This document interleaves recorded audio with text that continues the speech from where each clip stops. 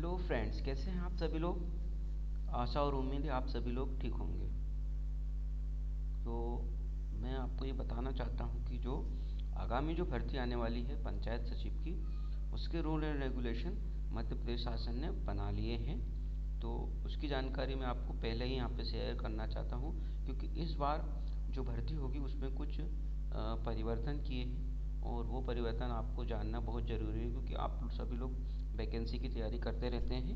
इसलिए आपको ये नियम पता होना चाहिए, क्योंकि पहले क्या होता था कि जब वैकेंसी आती थी तो वो पंचायत वाइज निकलती थी।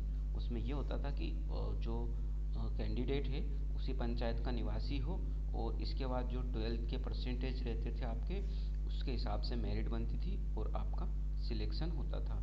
तो इस बार क्या है कि इसमें कुछ परिवर्तन किए हैं, और ये जो वैकेंसी है वो संभवतः हो सकता है ESB द्वारा ली जाए और इसके एग्ज़ाम कंडक्ट करा के और फिर ज्वाइनिंग दी जाए। तो इसमें कुछ परिवर्तन किए गए हैं, वो मैं आपको बताना चाहता हूँ कि किस प्रकार के क्या परिवर्तन किए गए हैं। तो इसमें जो परिवर्तन किए गए हैं उसके बारे में हम जान लेते हैं थोड़ा सा।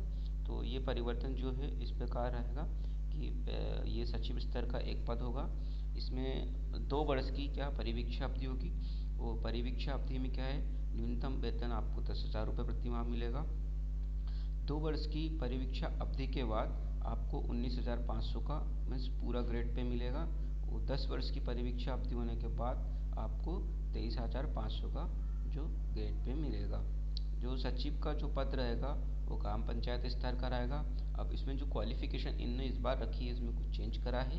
क्वालिफ़िकेशन में इन्होंने रखा है किसी भी मान्यता प्राप्त विश्वविद्यालय से स्नातक की उपाधि। इसमें कंप्यूटर दक्षता में CPCT का स्कोर कार्ड आपके पास होना चाहिए। यदि पूर्व में नियुक्त GRS के पद पर नियुक्त किया गया है तो पुरानी जो 11th क्लास थी, जो हायर सेकेंड उत्तीर्ण थी, वो चल जाएगी। और कंप्यूटर दक्षता में CPCT तो इस बार अनिवार्य कर ही दिया है।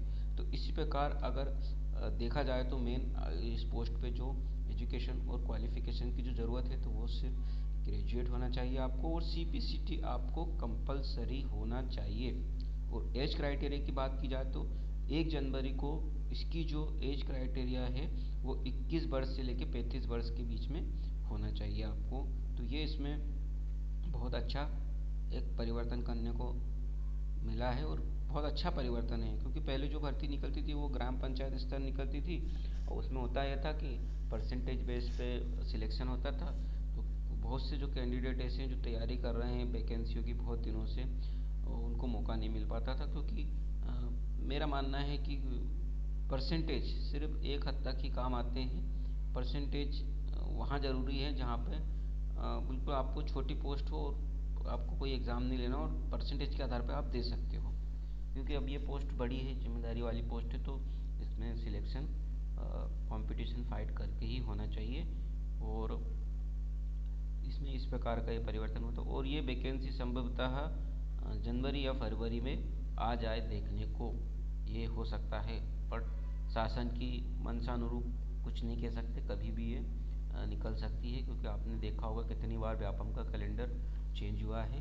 ESB का कैलेंडर में सब व्यापम को ESB कर दिया गया है, तो उसका कैलेंडर कितनी बार चेंज हुआ है। तो आशा और उम्मीद है आपको मेरी जानकारी ठीक लगी होगी। ये जानकारी मैंने इसलिए विशेष समझी क्योंकि सभी लोग तैयारी कर रहे हैं वैकेंसी की, तो उनको पता होना चाहिए कि हमें क्या क्या करना है। तो अब इसके नेक्स्ट मंथ जो है CPCT के एग्ज़ाम आने वाले हैं।